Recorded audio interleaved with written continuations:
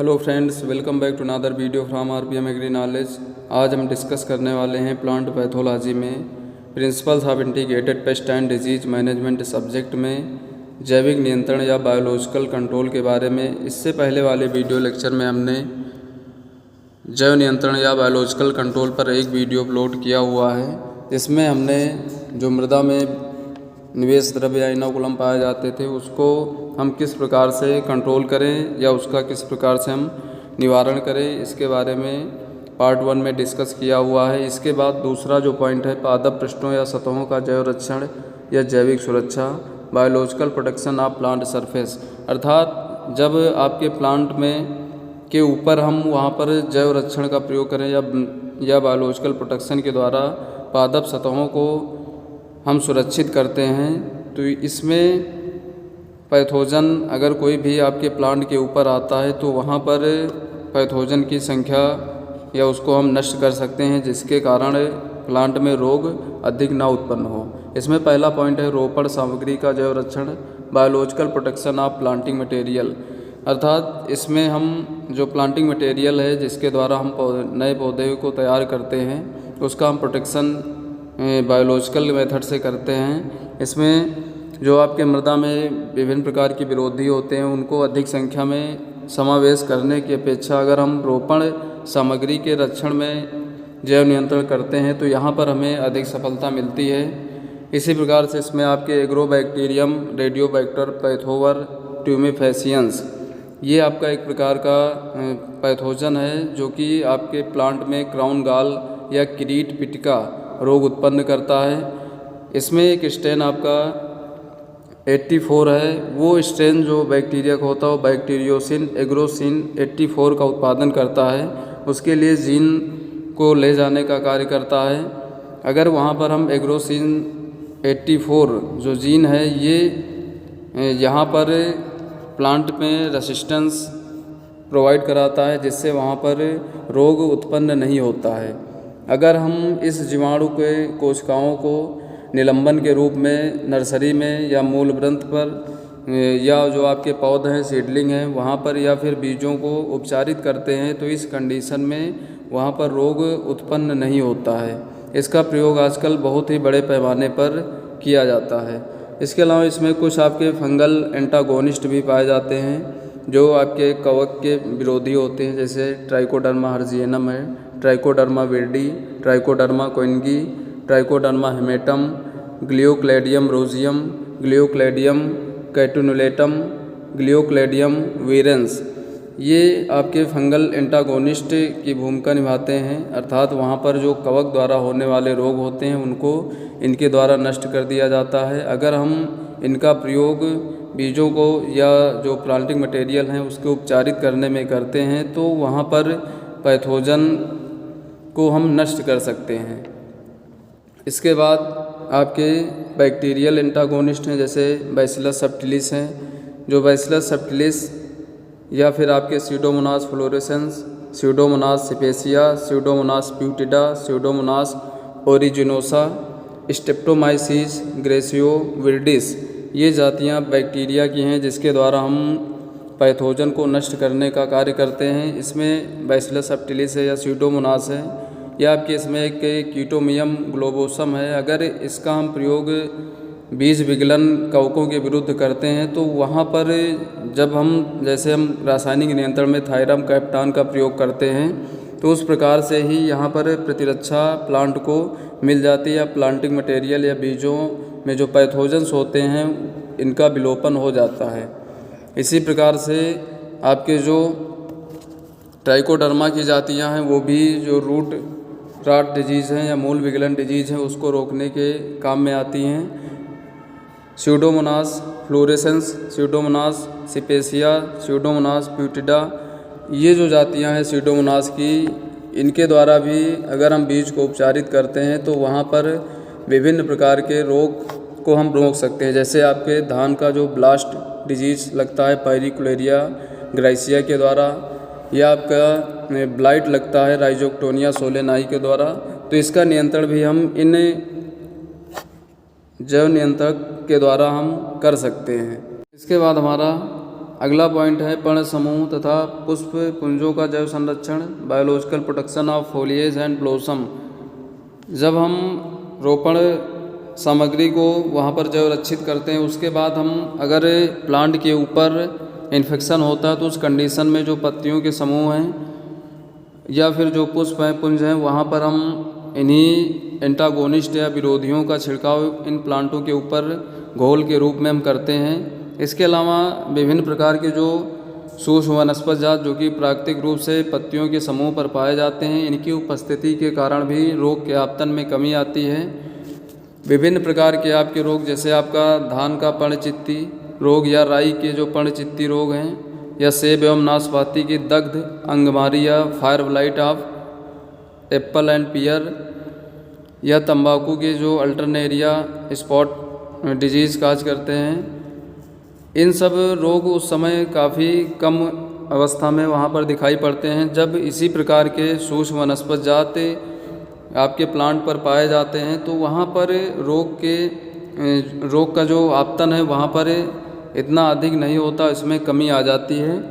इसके बाद इसके कुछ अन्य उदाहरण भी हम प्रयोग के द्वारा देखे गए हैं, जैसे चने के बोट्राइटिस धूसर सफ़ेद फफूंद को नष्ट करने के लिए ट्राइकोडर्मा विरिडी के अगर बीजाणुओं को निलंबन एवं एक कवकनाशी रोनिलॉन के मिश्रण का छिड़काव करते हैं तो उस समय ये रोग पूर्णतया निरोधित हो जाता है। इसी प्रकार से इथेलिया बाम्बिसिना एवं कीटोमियम ग्लोबोसम अगर इनका प्रयोग हम एप्पल के स्कैब के विरुद्ध करते हैं तो वहाँ पर ये रोग पूर्णतया निरोधित कर दिया जाता है या वहाँ पर रोग नहीं लगता है। ये काफ़ी अधिक मात्रा में यहाँ पर जैव नियंत्रक माने जाते हैं। इसके बाद आपके बैसिलस सब्टिलिस या स्पर्जिलस टेरस हैं, इनका अगर प्रयोग हम सिट्रस कैंकर डिजीज़ के विरुद्ध देखा गया जो कि जैंथोमोनास एक्जोनोपोडिस पैथोवर सिट्राई के द्वारा लगता है। अगर हम वहाँ पर सिट्रस कैंकर डिजीज़ लगा हुआ है तो वहाँ पर हम अगर बैसिलस सब्टिलिस या स्पर्जिलस टेरस का छिड़काव करते हैं तो वहाँ पर इसके द्वारा रोग को रोक दिया जाता है। इसके बाद अगला पॉइंट हमारा भंडारगत फल क्षय या सड़न का जैव नियंत्रण, biological control of post harvest food decay. अर्थात जब आपके फल हार्वेस्ट करने के बाद स्टोरेज में रखते हैं या भंडार गृह में रखते हैं तो उस कंडीशन में भी आपके फलों में सड़न उत्पन्न हो जाती है। तो इसके लिए नींबू, सेब जैसे आड़ू के फल हैं, नाशपाती, चेरी एवं इत्यादि भंडारगत जो फल हैं वहाँ पर फल विगलन की समस्या या फ्रूट रॉट की समस्या देखने को मिलती है। तो इसके लिए हम कवकनाशियों के स्थान पर वहाँ पर जीवाणु एवं कवकी विरोधी जो बैक्टीरियल एवं फंगल एंटागोनिस्ट हैं उनका प्रयोग करते हैं, जैसे आपके बैसिलस सब्टिलिस जो कि मोनीलिनिया स्पीसीज के विरुद्ध किया जाता है, जो कि ये जो आपका मोनीलिनिया जो जातियां हैं ये आपके प्लांट जो फल हैं वहाँ पर भूरा विगलन डिजीज़ काज करती है तो इसके विरुद्ध करते हैं। इसके अलावा इंटेरोबैक्टर क्लोएसी इसके द्वारा यहाँ पर जो राइजोबियम रॉट लगता है उसके विरुद्ध यहाँ पर हम इंटेरोबैक्टर क्लोएसी का प्रयोग करते हैं। इसके अलावा Pseudomonas cepacia, Pseudomonas syringae, Trichoderma species, Acremonium breve एवं ईस्ट की अनेक जातियों का जैव नियंत्रण के रूप में प्रयोग करते हैं। इसके बाद हमारा अगला पॉइंट है अन्योन संरक्षण एवं प्रेरित प्रतिरोध, cross protection and induce resistance. जो अन्योन संरक्षण या क्रॉस प्रोटेक्शन एक ऐसी परिघटना होती है जिसमें एक रोगजनक अधिकांशतः विषाणुओं में देखा जाता है कि अगर किसी भी प्लांट में अगर एक मंद या अनुग्र विभेद प्लांट को इन्फेक्टेड करता है तो उसी रोगजनक का एक अगर उग्र विभेद वहाँ पर आता है तो इसके द्वारा प्लांट आपका इन्फेक्टेड नहीं होता है, अर्थात वहाँ पर वो प्लांट आपका प्रतिरक्षित हो जाता है। इसे ही हम अग्र प्रतिरक्षण कहते हैं। उदाहरण के रूप में अगर आपका फ्यूजेरियम ऑक्सीस्पोरम फार्मा स्पेशलिस वैसिनफेक्टम के एक मंद या अनुग्र विभेद से संरोपण करके हम कपास को फ्यूजेरियम म्लान के विरुद्ध सुरक्षा प्रदान कर सकते हैं। इसी प्रकार से आपके चने में जो विल्ट डिजीज़ या म्लान रोग लगता है, फ्यूजेरियम ऑक्सीस्पोरम फार्मा स्पेशलिस सेसेरिस के द्वारा। इसमें 7 रेसेस या प्रजातियां पाई जाती हैं, जिसमें से प्रजाति 0 एवं 1 ये आपकी कम उग्र होती है, जबकि प्रजाति 5 अधिक उग्र होती है। तो उस कंडीशन में अगर वहाँ पर जो कम उग्र वाली प्रजाति पहले इन्फेक्टेड वहाँ पर करा दिया जाता है, तो उसके अगर वहाँ पर कोई भी उग्र स्वभाव वाले पैथोजन आता है तो उससे वहाँ पर आपके प्लांट पूरी तरीके से प्रतिरक्षित हो जाते हैं। इसके अलावा आपके प्लांट में जो खीरा ककड़ी में स्यूडोमोनास प्यूटिडा जीवाणु के स्ट्रेन 89B27 के द्वारा एंथ्रेक्नोज जीवाणु पर्णचित्ती एवं म्लानी, फ्यूजेरियम म्लानी, खीरा किरमेर विषाणु एवं डायोब्रोटिका, अंडेसिम पंक्टेटा एवं अकाइलमिना वाइटेटम के विरुद्ध प्रतिरोध प्रेरित किया जाता है।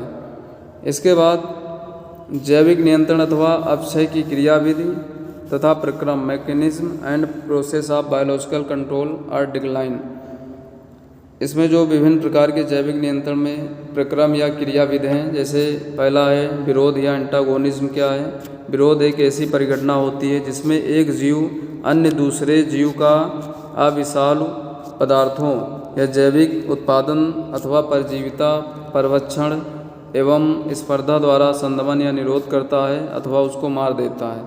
तो जो विरोध ऐसी एक परिघटना होती है जिसमें एक जीव किसी अन्य दूसरे जीव को कुछ अविषालु पदार्थों के या एंटीबायोटिक वहाँ पर उत्पन्न करता है, या फिर परजीविता के रूप में उसके ऊपर रहता है, या फिर उसको खा जाता है, या आहार में वहाँ पर स्पर्धा करता कंपटीशन करता है। इसके द्वारा उसको उसके प्रकोप को रोक दिया जाता है या उसको मार दिया जाता है। तो ये एंटागोनिज्म या विरोध कहलाता है। इसके बाद हमारा अगला पॉइंट है प्रतिजीविता या एंटीबायोसिस।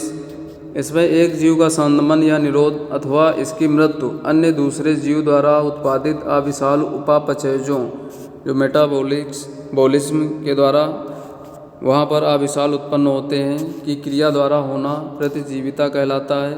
इसके बाद अगला पॉइंट है स्पर्धा या प्रतियोगिता कंपटीशन। इसमें 2 या 2 से अधिक जीवों के वास्ते किसी पदार्थ या सामग्री अथवा अवस्था की तत्काल पूर्ति की अधिकता में कम या अधिक सक्रिय मांग होती है, तो इसे ही प्रतियोगिता या कंपटीशन कहलाता है। इसके बाद अगला पॉइंट है शोषण या एक्सप्लॉयटेशन। जब किसी जीव की जाति ए जो स्पीशीज ए है वो अपने स्वयं लाभ के लिए जात बी को प्रत्यक्ष या सीधे प्रयोग द्वारा हानि पहुंचाती है, तब ये शोषण कहलाता है। इसके बाद अगला है कवक परजीविता या माइकोपैरासिटिज्म। माइकोपैरासिटिज्म का मतलब होता है ये एक ऐसी प्रक्रिया होती है जहां एक कवक दूसरे कवक के ऊपर परजीवी की भांति रहता है, तो उसे हम कवक परजीविता कहते हैं। कैसा लगा हमारा आज का वीडियो लेक्चर कमेंट बॉक्स में ज़रूर बताएं। वीडियो को ज़्यादा से ज़्यादा शेयर करें, लाइक करें, चैनल को सब्सक्राइब करें। धन्यवाद।